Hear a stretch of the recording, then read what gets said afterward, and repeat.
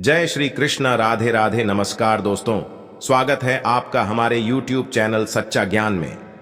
कन्या को सूर्यदेव को जल चढ़ाते समय भूल से भी न करें ये गलती, वरना जीवन भर रहेंगे गरीब। इसी के साथ हम जानेंगे कि सुहागन महिलाओं को किस दिन सूर्यदेव को जल नहीं चढ़ाना चाहिए, वरना आपके घर में आती है भयंकर गरीबी। सूर्यदेव हो जाते हैं क्रोधित।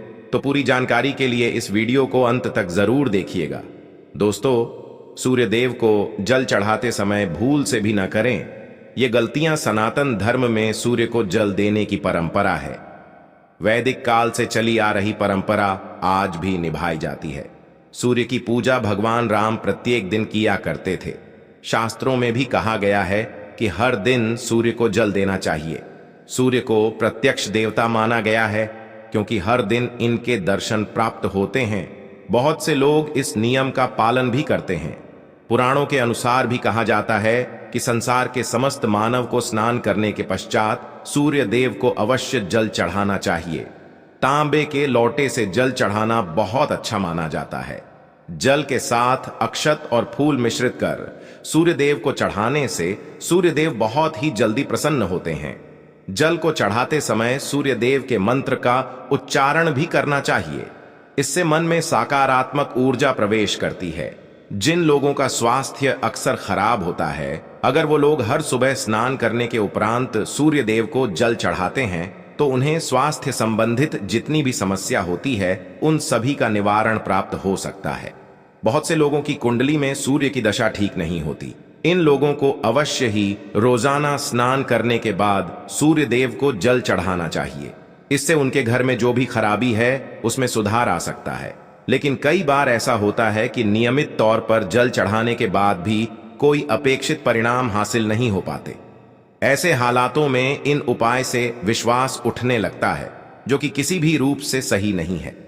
हो सकता है आप कुछ ऐसा कर रहे हो जिससे वह उपाय विफल हो रहा हो, या फिर आपका तरीका सही ना हो। तो चलिए जान लें कि सूर्यदेव को जल चढ़ाते समय हमें किन बातों का ध्यान रखना चाहिए। लेकिन आगे बढ़ने से पहले आपसे रिक्वेस्ट है कि वीडियो को लाइक करके अपने दोस्तों के साथ शेयर करें, और अगर आपने अभी तक चैनल को सब्सक्राइब नहीं किया तो सब्सक्राइब जरूर करें। दोस्तों, पहली बात, पूर्व की ओर मुख रखें। सूर्यदेव को हमेशा पूर्व की ओर मुंह करके ही जल चढ़ाना चाहिए। हमेशा सूर्य की दशा जब पूर्व की ओर हो उस वक्त ही जल चढ़ाने का प्रयत्न करना चाहिए। जल चढ़ाते समय उस जल के छींटे आपके पैरों के ऊपर नहीं पड़ने चाहिए। हमेशा इस बात का ध्यान रखिए कि आप जहां से भी जल चढ़ा रहे हैं उस स्थान से सूर्यदेव को देने वाले अर्घ का जल आपके पैरों में कभी भी किसी भी हाल पर नहीं गिरना चाहिए। अगर जल चढ़ाते वक्त आपके पैरों पर जल गिरता है तो यह अच्छी बात नहीं है, क्योंकि इससे सूर्यदेव क्रोधित होते हैं। आपके ऊपर किसी की अशुभ दृष्टि भी पड़ सकती है। ऐसे में जब भी आप सूर्यदेव को जल चढ़ाते हैं तो आप चाहे तो कोई खाली बर्तन भी नीचे रख सकते हैं और बाद में उस जल को किसी भी पेड़ की जड़ में डाल दें।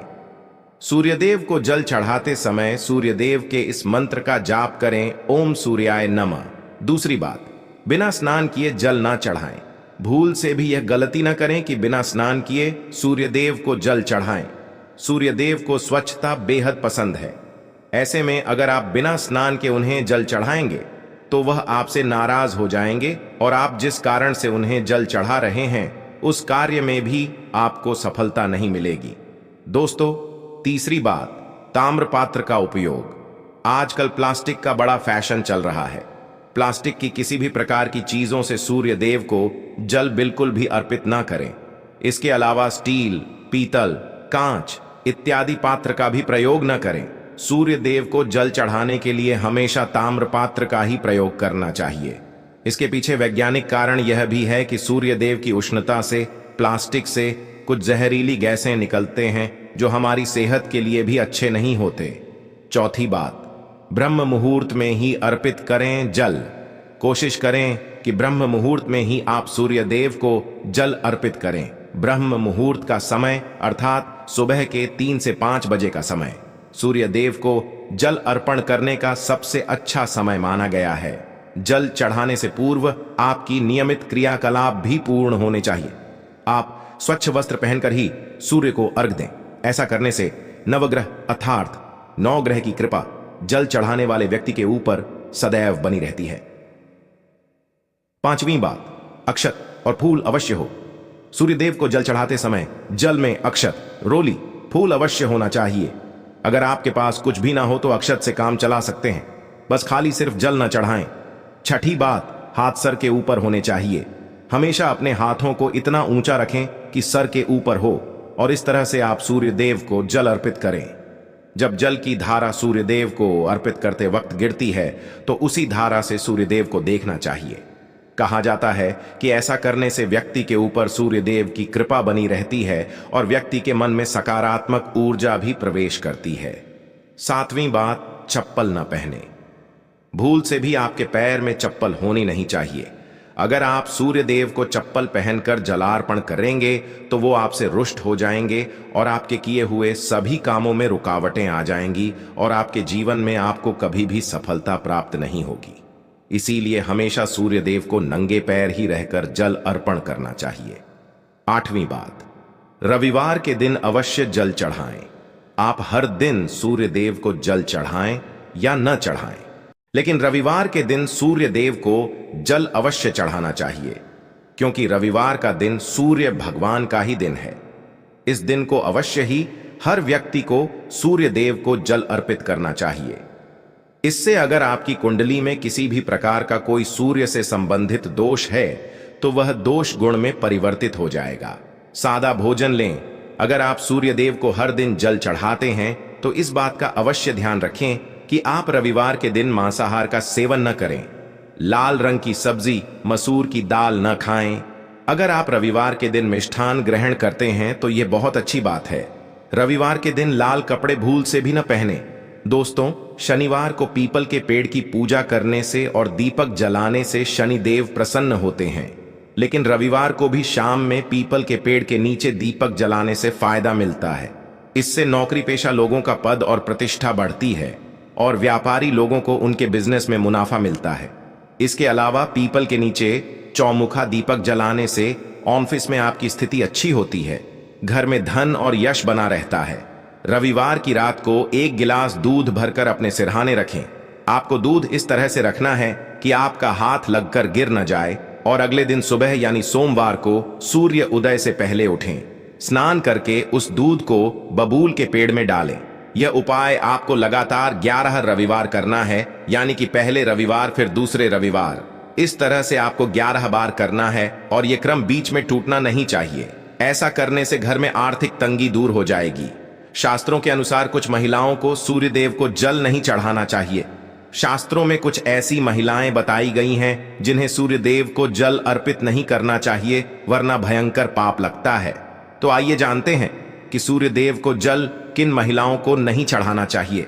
नंबर 1, सबसे ज्यादा जो महिलाएं सवाल पूछती हैं वह यह है कि क्या मासिक धर्म के दौरान सूर्यदेव को जल अर्पित किया जा सकता है या नहीं।